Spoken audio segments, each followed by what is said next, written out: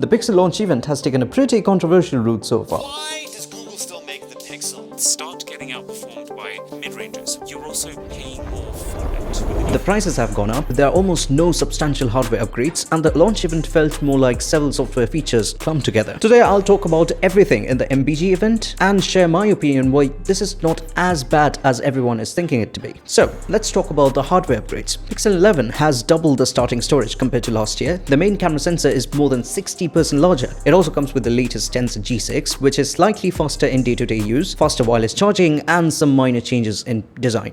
Then we have the Pro and Pro XL models, which are bizarrely split with less and even lesser meaningful upgrades. And finally, the Pixel Pro Fold with a similar pattern of very few changes. The catch is, all of the phones have gotten $100 more expensive. And the larger main cameras that we talked about, it was downsized in Pixel 10 and back upsized in Pixel 11. Zero improvement in battery life. It is just a few mAh better on the base model while progressively getting worse over the higher tiers compared to last gen. The bigger concern is the RAM. Even though every product got a $100 price hike, the starting RAM has been cut down to 12 GBs for the Pro models, which used to start at 16 GBs. So we have established the fact that this was not a real launch event. But here's the thing.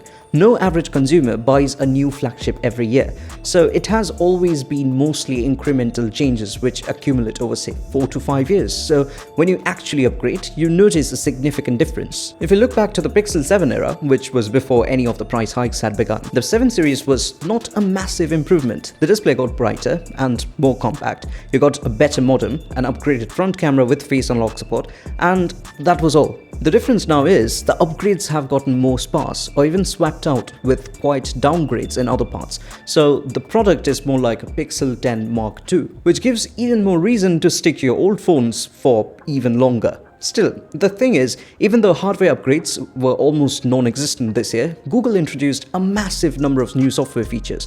And the biggest catch is, much of these software features are actually Pixel 11 exclusive.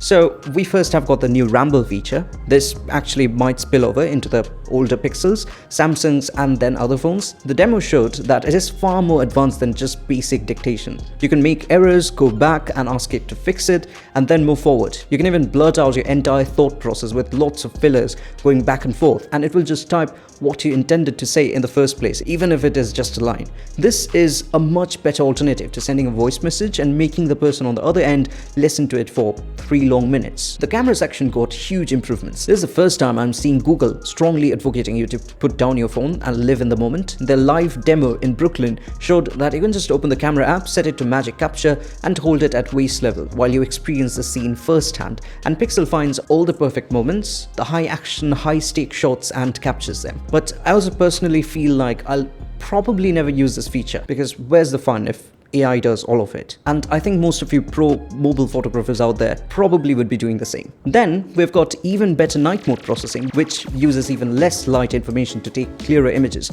So there are 4 factors that define the amount of light in your shots, and each come with their own caveats. There's sensor size and aperture, incredibly difficult to make them bigger or wider in compact phone. Then there's the sensor's sensitivity towards light, defined by ISO. Higher means brighter but also more noise. And finally, shutter speed, how long the image is exposed on the sensor.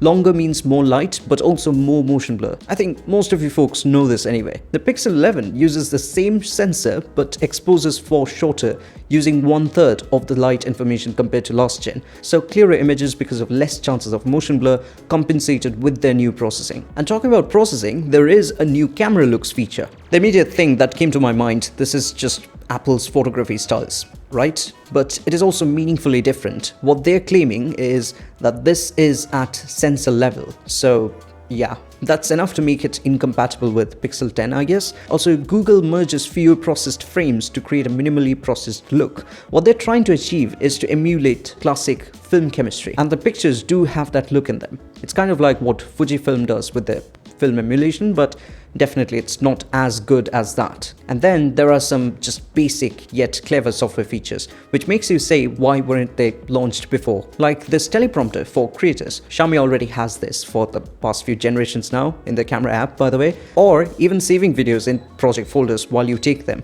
I think Sony should start taking notes from Google regarding this. Then we've got UI layout overlay during shoot, so you can directly frame while shooting to avoid your video getting cut off by user interface elements, more precisely short videos. Then there's circle to search in camera and real-world translation with a highly accurate auto-dubbing. Okay, so a few days back I was pre-ordering the Watch 5 on my PC and I could not find a single difference compared to the Watch 4, except for the fact that the Watch 4 is a little bit cheaper.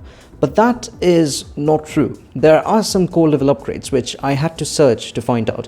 You get a gigabyte of more RAM and double the storage. So the $50 price hike here sounds quite reasonable to me. Again, there are a substantial number of new software features which you will get anyway on the Watch 4. So starting September this year, Pixel Watch can track blood pressure trends, insulin resistance, which I think is a crazy good feature to know if a person is pre-diabetic or has type 2 diabetes. And finally, you can also track sleep, breathing, quality trends. Notice how trends is the word used. It is just basic data analyzed by the software to arrive at a conclusion. As of today, there is no FDA certification for any of these, so best taken as a general indicator and not medical advice. Then there are other upgrades like better GPS accuracy and a much longer battery life, all of which will be covered by me in my independent review. So that is all for today. Thank you so much for watching. I don't know if it was captured in the camera or not. I'm currently wearing two watches right now, so I look a little bit weird. I'm reviewing the Galaxy Watch 9 and I've also ordered the Pixel Watch 5, so I'll do a comparison and full-on review of all these watches. Quick review as well as long-term